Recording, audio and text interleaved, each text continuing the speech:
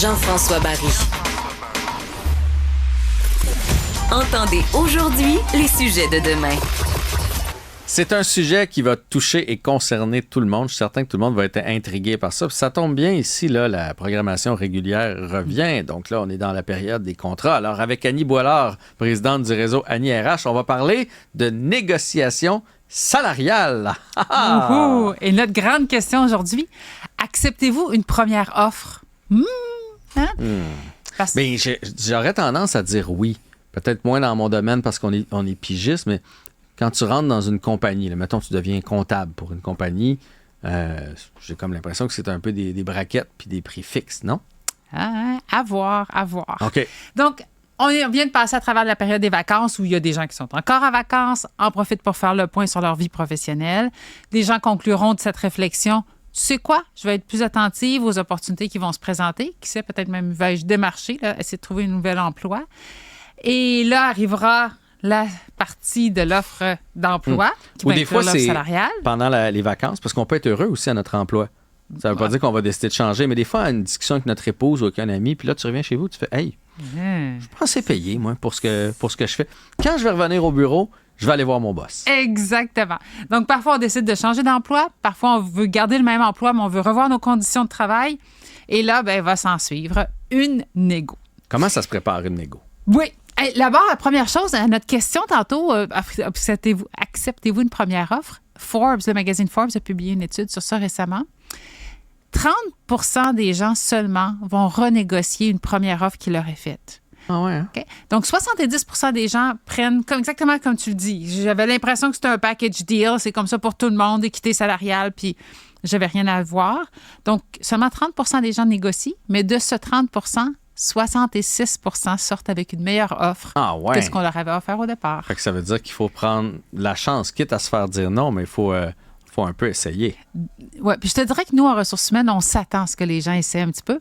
Ça ne veut pas dire qu'on a de la flexibilité, définitivement pas sur le salaire. Parfois, le salaire, là, mais on s'attend à ce que les gens vont nous demander, je peux avoir quelques jours de vacances de plus, est-ce que je pourrais faire plus de télétravail, est-ce que je pourrais avoir telle chose de rembourser. Fait que la négo, c'est pas juste sur le montant, ça peut être sur des petits, moi j'appelle ça des goodies. Là. Oui. Des petits, le problème, c'est que souvent, mettons, tu postules pour une job. Puis là, ils vont te rappeler, ils vont faire, là, vous êtes 5, là, on va choisir parmi les 5. Là, tu te croises les doigts. Là, quand ils t'appellent, tu es tellement content de savoir que c'est toi qui as été choisi, que, tu sais, de mettre dans la même phrase, mais je suis content d'être choisi, mais je veux renégocier mes conditions. Fait que là, souvent, on te présente ça en disant, tu sais, ici, tout le monde qui fait ton job, on partit avec les mêmes conditions, on te rend tellement d'infos que ça nous gèle un peu. Oui. Puis, tu sais, il faut garder en tête, c'est vrai, nous, on est contents, on reçoit l'appel, on se dit, waouh, des 5, c'est moi qui ai été l'heureuse élue. Mais il faut se dire que l'employeur aussi a fait son choix. Puis s'il a choisi notre candidature, c'est parce qu'il y avait quelque chose dans notre expertise, notre expérience qui amenait une valeur ajoutée. Fait que l'employeur, là, puis là, il faut être un petit peu fin finot sur le délai. Tu sais, si je viens de faire l'entrevue, puis je le vois, là, je suis dans les premiers candidats appelés parce que le délai me dicte que, je veux dire, si c'est vendredi puis c'est lundi qu'on me fait une offre et il ne s'est pas passé tant de choses que ça dans la fin de semaine, c'est parce qu'il y a quelque chose dans ma candidature. Fait que parfois, je peux me permettre d'aller faire une contre-proposition. Si le temps s'est écoulé de façon plus longue, peut-être que je suis le deuxième, troisième candidat. Là, peut-être que je suis moins resplendissante que je le pensais. On aurait appelé le premier, il l'a pas accepté. Le deuxième ne l'a pas accepté. C'est là, des fois, un petit peu moins. C'est bon. Alors, je veux répondre à ta première bonne question. Tu me disais, comment est-ce que je prépare ma négo? Parce qu'il n'y a rien de pire que de se lancer sans être préparé. Parce que là, puis ça vaut pour n'importe quel argumentaire. On va, je veux pas dire qu'on va se faire répondre puis on ne saura pas comment relancer. Donc, il faut être prêt. Il faut être prêt, puis on se sent mieux lorsque nous sommes prêts. Plus d'attaque. Oui. Première chose qu'on va se demander, combien je vaux? C'est la première question. Pour savoir si j'ai une bonne offre ou pas, encore faut-il que je sache quelle est ma valeur sur le marché. Tu nous donnes quelques pistes pour essayer de mettre un chiffre là-dessus. La première chose, allez voir des sites d'emploi. Indeed, Job Boom, Job Illico, tout ce que vous voulez. Il y a plusieurs offres d'emploi qui sont chiffrées avec une échelle salariale qui est offerte. Consulter ces sites, ça nous permet de voir quelle est ma valeur pour les autres entreprises, celles qui ont des postes similaires aux miens qui sont ouverts présentement. Ça paraît simple, mais il y a des gens qui sont en emploi depuis des décennies puis ont oublié cette démarche-là. Donc ça, c'est la première chose. Deuxième truc pratico-pratique et gratuit, Jean-François, allez consulter des guides salariaux. Bon, des gens On trouve ça où? Oui, c'est ça. Il y a plein de gens. Ça, c'est. Nous, en RH, on les connaît bien, mais des fois, monsieur, madame, tout le monde les voit un petit peu moins. Il y a des agences, des sites de chasseurs de tête qui publient de tels documents. Okay. Donc, un guide salarial, moi, j'ai en tête ici Randstad, Robert Half qui en ont. On va sur leur site Web. On va devoir donner notre adresse courriel, mais ils vont nous retourner ce document qui fait à peu près 200 à 300 pages, évidemment numérique, et où je vais pouvoir savoir avec précision, en fonction de ma région géographique, en fonction de mon niveau d'expérience également, si je suis junior, intermédiaire ou senior, en fonction de mon métier, puis précisément ma région, là, région Montérégie, Laurentides, Montréal, pas juste les grandes villes, combien est-ce que quelqu'un comme moi vaut? Donc ça, c'est très précieux. Ça nous dit minimalement sur quoi se basent souvent les employeurs pour fixer le salaire. Oui. Donc ça, c'est une autre piste. Si nous sommes un professionnel dans un ordre professionnel, il y a souvent des guides aussi qui sont disponibles dans ce sens-là. L'autre élément, Jean-François, des fois, des gens me racontent, ils me disent « Ah, tu sais, moi, je suis souvent consultée par des chasseurs de tête, puis là, ça m'énerve, fait que je rappelle plus personne. » Des fois, je fais « Tu sais, là, tu dis ça, là, mais peut-être dans quelques mois, tu vas vouloir renégocier ton salaire. » C'est des belles sources d'informations faciles. Si ce n'est que par courtoisie, quand un chasseur de tête vous appelle, retournez l'appel, colligez de l'information au passage. Exact. Quelle entreprise recrute, combien qui paye. Ça nous donne des idées, ça permet de bonifier. Ça, c'est jamais mauvais, peu importe dans notre vie. Là. Mettons notre service de téléphone ou d'Internet ou les assurances, quelqu'un nous appelle, au lieu de le revirer, tu fais... Mettons, toi, tu me le ferais à combien? Parce qu'un jour, mon forfait va venir à échéance, puis ça peut... Non, mais quand on parle de prendre l'info, alors on le fait pour plein de... Tu sais, on négocie une voiture, on négocie des pneus, mais on le fait pas toujours pour notre job. Donc, on prend toute l'info qu'on peut, parce qu'un jour, ça va nous servir. Oui, puis notre salaire, c'est des gros sous, là. Tellement. Oui, je t'en donne un quatrième assez original. Vas-y. J'ai entendu des histoires vraiment sympathiques de personnes qui me disaient, moi, là, je veux négocier mon salaire, j'ai aucune référence. Disons, mon poste est très, très unique, c'est rare dans les organisations. Je n'ai pas de point de référence. Puis il nous expliquait, il dit, j'ai contacté des gens, ce que je connaissais pas sur LinkedIn. Je leur ai expliqué. Je suis en négociation salariale, je suis en train de me préparer. Si je vous partage une échelle salariale qui représente plus ou moins ce que je fais, est-ce que vous pourriez réagir, me dire comment ça correspond à votre réalité? Les gens sont en trade, puis souvent les gens répondent positivement à ce type de demande. Donc ça, c'est une façon de faire aussi, d'en parler autour de soi, poser des questions. Moi, je m'en allais là. Tu sais, des fois, quand on travaille dans un domaine, on connaît des gens qui travaillent dans le même domaine, une ancienne collègue qui a changé, tu sais, sans nous dire son salaire exact, juste de dire, mettons, entre ça puis ça a-tu du bon sens? T'sais? Puis là, ben, on va pouvoir justement faire un tout puis faire une moyenne. Mais là, une fois qu'on est bien préparé, là je sais que, d'après moi, je vaux un petit peu plus cher. Là, il faut se lancer. Là. C'est dur d'aller cogner à la porte, faire « Patron, j'aimerais ça qu'on reparle de mon contrat. » Pas facile à faire. C'est pas facile à faire, effectivement. Puis il y a des gens qui travaillent dans des grandes entreprises puis qui se disent pourquoi ils se battent de ça, tu sais, attends un petit peu, là, l'évaluation annuelle va arriver puis ils vont s'en suivre une augmentation salariale. T'as pas à te casser la lunette. C'est vrai. Dans les grandes organisations, il y a des processus qui sont déjà établis. Mais au Québec, 80 des emplois sont dans des PME et des PME de moins de 10 employés. Alors, ils n'ont pas nécessairement des processus comme ça, le mur à mur. Il va donc falloir que quelqu'un prenne le taureau par les cornes et cogne à la porte. Et ce sera probablement pas ton patron, à moins qu'il soit très gentil, mais ça arrive, là, des patrons qui font t'es dû pour une augmentation. Ben oui. Mais souvent, c'est l'employé qui va le demander. Ce qui se passe, c'est que c'est à l'avantage du patron d'attendre. C'est pour ça que le patron est rare. C'est rarement la personne qui va prendre l'initiative.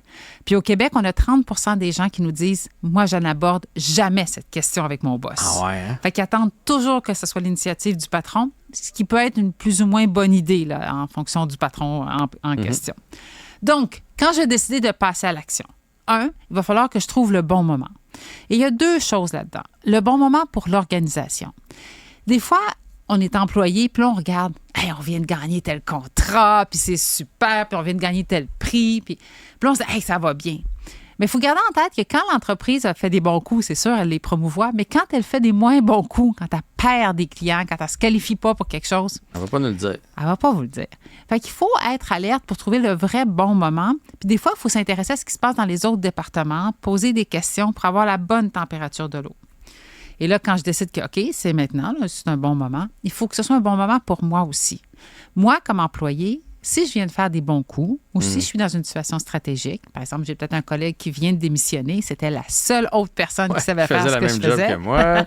Ouais, je comprends. Bon, ça, c'est un bon moment pour moi. Des fois, il y a des moments neutres, mais par exemple, si mon patron me dit que je suis en sous-performance ou que je suis un employé difficile, bien là, c'est pas le bon moment. Là. Si je viens d'avoir une augmentation salariale... Tu as eu 2-3 mauvaises notes au service à la clientèle, des gens qui se sont plaints de toi. Attends le mois prochain. C'est ça, là. Il faut faire un finot un petit peu, là. Je comprends. Fait qu'on va trouver le bon moment. Mais là, quand on est prêt, que la porte s'ouvre, que c'est le bon moment, là, on se dit, je vais aller cogner à la porte. Ouais. Tu disais tantôt, c'est difficile, tu sais, hey, boss, on peut-tu parler de mon salaire? Mais je te dirais, Jean-François, tu le fais bien. Spontanément, tu le nommes bien. Des fois, les pièges qu'on voit, c'est qu'il y a des gens qui sont tellement inconfortables avec la discussion, qui se préparent, puis des fois, ils se surpréparent. Puis là, ils se pompent, là. Ouais. Puis là, il arrive... Fait que là, il arrive pompé noir. Ça n'a pas de bon sens! Ça fait 2 ans que je suis au même salaire! ça part mal. La fille à Cube, elle l'a dit, là, qu'il fallait changer. Donc, j'ai parlé avec 3 amis dans d'autres banques, puis ils gagnent plus que moi. C'est sûr que ça part mal. Ouais. Fait qu'il faut le faire pas amicalement, mais avec un bon ton. C'est ça. On sent derrière ça la maladresse, souvent l'insécurité. Donc, c'est une question de ton. On cherche un ton collaboratif. Mm-hmm. L'employeur, c'est pas le méchant. C'est pas quelqu'un qui va essayer de mettre le monde dans le coin, en tout cas, habituellement. Là. Ouais. Donc, d'être plus dans un ton sincère, tu sais. Hey boss, j'ai pensé à ça dans le temps des vacances. J'observe qu'il y a des gens qui font le même travail que moi, mieux payés. Moi, ça me fait que je me remets en question. Je ne suis pas certaine que je suis bien valorisée. Est-ce qu'on pourrait avoir cette discussion? Est-ce qu'il y a de l'ouverture? Est-ce que c'est un bon moment pour parler de mon salaire? Donc, on ne fait pas de menaces, on n'arrive pas en criant, on arrive doucement, puis on est capable d'avoir cette discussion. Pour le 30 là, des gens qui disent « Moi, j'ai ça, puis je ne veux pas en parler », ils ont le droit de dire à leur patron « Hey boss, c'est difficile pour moi, là. C'est intimidant de te parler de ça. Je fais appel à ta flexibilité, à ta courtoisie. Là, il faut que j'aborde le sujet épineux de la négociation salariale puis de la revue de mon salaire. Est-ce qu'on peut avoir cette discussion? Fait qu'on a le droit de dire comment on se sent. Vulnérable à l'os. On peut faire ça. Pourquoi pas? On peut faire ça. De toute façon, s'il vous connaît un peu, il sait que... Non, mais, tu sais... Il sait que c'est pas dans vos cordes. Puis si c'est si difficile, vous l'avez sûrement pas demandé il y a 6 mois, puis il y a 9 mois. Puis fait que, ça fait probablement un bout de temps que ça n'a pas été fait. Là. C'est ça. Fait qu'il va comprendre. Ben oui. Un autre piste, c'est trucs et astuces que je peux nous partager. Oui. Souvent, il y a des gens qui arrivent dans nos bureaux, parce qu'en ressources humaines, on les reçoit souvent. Puis là, ils viennent nous parler de ce qu'ils ont fait. Puis là, ils nous disent, hey, moi, je suis ici à 8 heures tous les matins. Puis moi, je fais ça. Puis moi, je travaille fort. Puis des fois, c'est difficile pour nous d'aller supporter dans cette quête-là parce que pour que ça ait de la valeur, il faut traduire le comportement en valeur ajoutée. Mm-hmm. Tu es ici à 8 heures tous les matins, merci. Qu'est-ce que ça donne? Ouais. Ça fait qu'il y a quelqu'un pour répondre au premier client qui rentre le matin. Ça fait que s'il y a des appels de gens qui sont mal pris, de produits qui n'ont pas été livrés, il y a quelqu'un qui répond au téléphone. Mm-hmm. Ça a fait qu'on a évité de perdre le client ABC la semaine dernière parce que j'ai été capable d'être proactive. Donc, qu'est-ce que ça donne? Le transférer en valeur ajoutée. Je comprends. Pas juste je fais ça. Puis des fois, en plus, on a l'impression dans ce temps-là qu'on va répondre, bien parfait.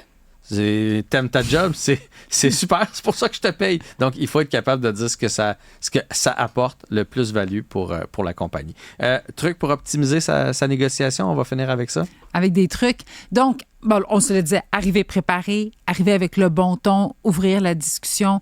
On se disait, parler de nos réalisations en termes d'avantages ajoutés que ça représente. Mm-hmm. Puis l'autre chose, être dans l'écoute. Des fois, l'employeur va nous dire, écoute, c'est pas le bon moment pour moi.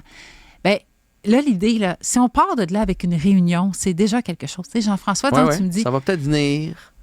Quand la compagnie va repogner un contrat ou quelque chose, au moins, il l'aura derrière la tête qu'on est un peu insatisfait. Oui, mais moi, j'aime bien quand on a un vrai rendez-vous de prévu, là. Tu sais, si mon patron me dit, ben là, regarde, c'est la fin de l'été, tout le monde est en vacances, moi, je capote. Ah, là. dans ce sens-là. Oui, okay. Mais donne-moi, tu sais, les 2 premières semaines de septembre. 12 septembre, on se reparle.